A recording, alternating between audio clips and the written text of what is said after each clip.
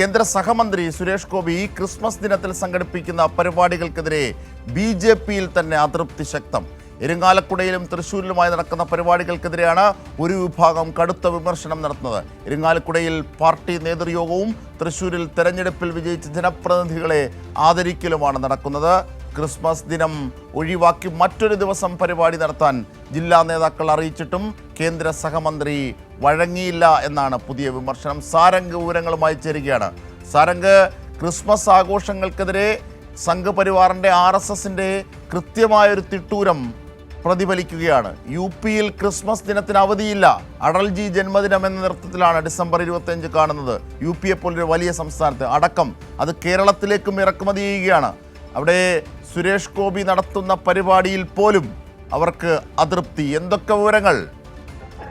അജിംഷാദ് സൂചിപ്പിച്ചതുപോലെ തന്നെ തൃശ്ശൂരിൽ BJP നേതാക്കൾക്കിടയിൽ സുരേഷ് ഗോപിയെ കുറിച്ചുള്ള അതൃപ്തികൾ വലിയ രീതിയിൽ പുകഞ്ഞുകൊണ്ടിരിക്കുകയാണ്. അതായത് തൃശ്ശൂരിലും ക്രിസ്മസ് ദിനത്തിൽ ഈ BJP പ്രവർത്തകർക്ക് അവധി വേണ്ട എന്നൊരു നിലപാടാണ് നിലവിൽ സുരേഷ് ഗോപി, കേന്ദ്ര സഹമന്ത്രി സുരേഷ് ഗോപി തീരുമാനിച്ചിട്ടുള്ളത്. അതായത് തൃശ്ശൂർ ജില്ലയിലേക്ക് MP ആയി വന്നതിന് ശേഷം BJPയുടെ പലതരത്തിലുള്ള നിലപാടുകൾക്കും എതിരായിട്ടുള്ള പ്രവർത്തനങ്ങളായിരുന്നു കേന്ദ്രമന്ത്രി സുരേഷ് ഗോപി കാഴ്ചവെച്ചിരുന്നത്. പ്രധാനമായും ഈ സാധാരണക്കാരായിട്ടുള്ള ജനങ്ങളോട് ഇടപഴകുന്നത് പോലും അല്ലെങ്കിൽ അവരോട് വെച്ച് പുലർത്തുന്ന മനോഭാവം പോലും വലിയ രീതിയിൽ തെറ്റായിട്ട് പാർട്ടിക്ക് പ്രതിഫലിച്ചിട്ടുണ്ട്. അത് ഇലക്ഷനിൽ പോലും വലിയ തിരിച്ചടിയായി എന്നാണ് ജില്ലയിലെ നേതൃത്വം വിശ്വസിക്കുന്നത്.